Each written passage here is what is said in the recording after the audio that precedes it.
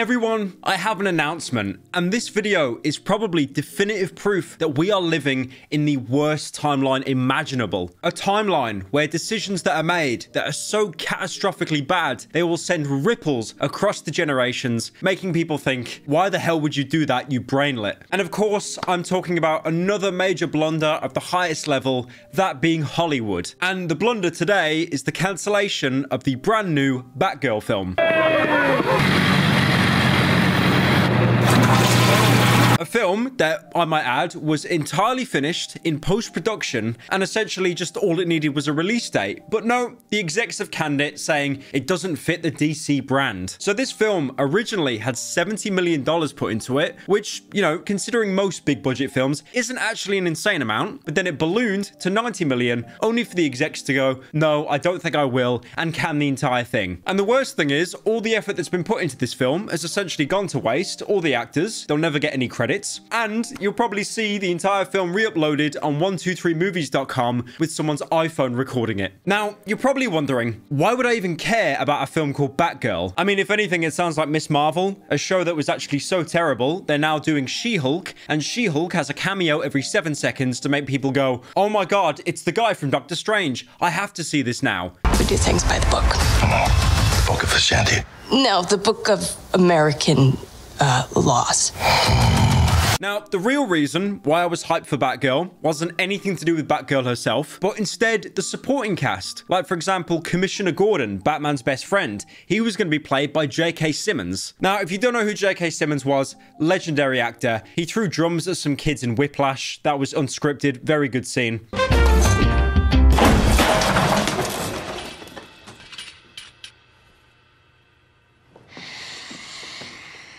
But you most likely know him as Omni-Man from Invincible. You know, the one with the mustache that goes, think Mark, think Mark. And also in the Spider-Man franchise, he played J. Jonah Jameson, the guy at the Daily Bugle that was a complete scumbag. Spider-Man, a psychopath wielding powers he has no right to possess, trying to pass himself off as a hero. Well, let me tell you something, kid, you're no hero. He did that really well. Also, Batman was meant to be in the film, but this time he'd be played by Michael Keaton. Now, you probably most likely know Michael Keaton as Vulture from Spider-Man, and yes, he was in Morbius for like 7 seconds, but don't let that weigh him down, okay? He's a good actor. He was the main character in Birdman, which is a great film, but more importantly, in the 80s and early 90s, he actually played Batman, and that means that Batgirl would have been set in a universe with a much older Bruce Wayne, which I think is cool. If any of you have seen Batman of the Future, where, like, you know, Bruce Wayne, Batman, he's old, that's a really good series, so we would have had something close to that. And most importantly, the entire reason I was ever even going to see it and why I'm making this video,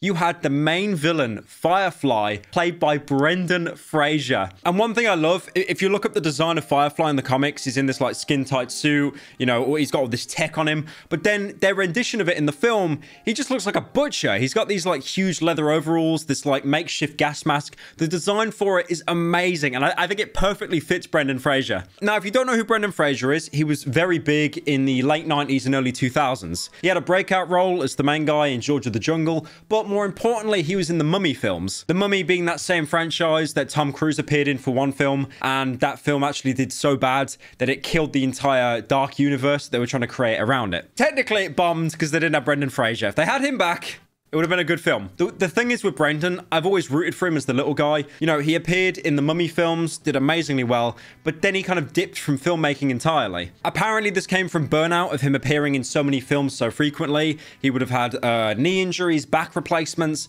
There were so many injuries he sustained by just, you know, whoring himself out to every single role imaginable. Now, to the uninitiated, Brendan Fraser was going through a pretty messy divorce at the time as well, and his ex-wife was claiming that she needed $900,000 a year in alimony payments. So then, to make the money up, Brendan had to appear in like these complete garbage dumpster fire films like Looney Tunes Back in Action. I remember seeing that film when I was like 6, and as a 6-year-old, I thought, this film is ass. And the problem is, Brendan appearing in so many quick book films, it tanked his resume. And then he started appearing in TV interviews looking incredibly uncomfortable, almost like he was on the verge of tears. Conceit, which is a simple enough premise that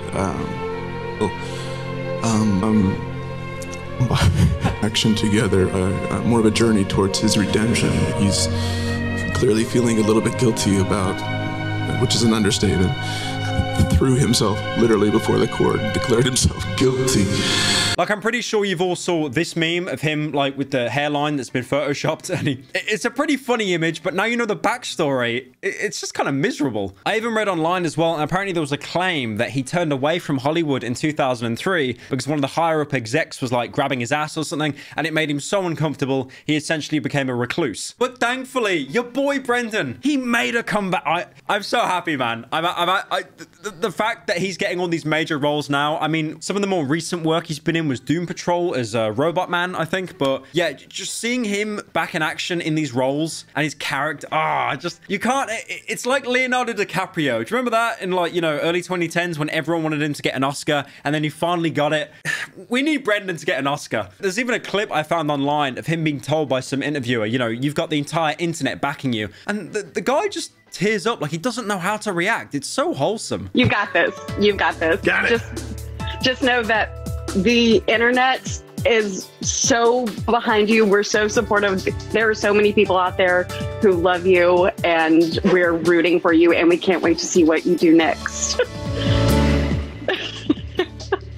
Shucks, man. So, you know what? I'll admit, I'm a Brendan Fraser stan, just without the things that stans do, like setting their profile pictures to Brendan and then stalking him to his home. So seeing this completely finished film with him as the main bad guy scrapped, it kills me because I know that I'm going to be a little bit annoyed, but it's going to hurt Brendan a million times more. I think the most moronic choice that they made is to axe the Batgirl film, but Ezra Miller as the Flash, that film hasn't been cancelled. That's still going ahead, despite all the stuff coming out about him at the minute with the, you know, the cult of his fans and all this kind of stuff. But then the execs clapped back and apparently said, it's nothing to do with the actors or the film. It wasn't up to the DC standard. The DC standards, guys, by the way. Can we remind them that Justice League was the thing? Keep in mind as well, Batgirl was only meant to originally come out on HBO Max. So they set themselves a precedent for a HBO film.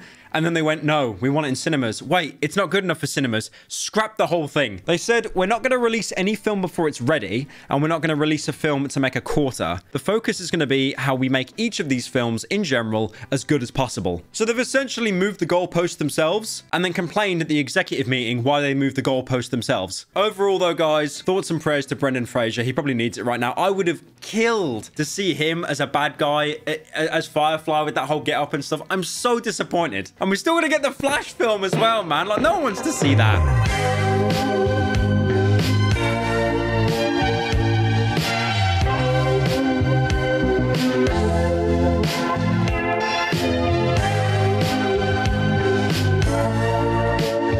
Greetings. My name is Beef, and today I would like to present an exceedingly excellent Your Mother joke. I will now begin.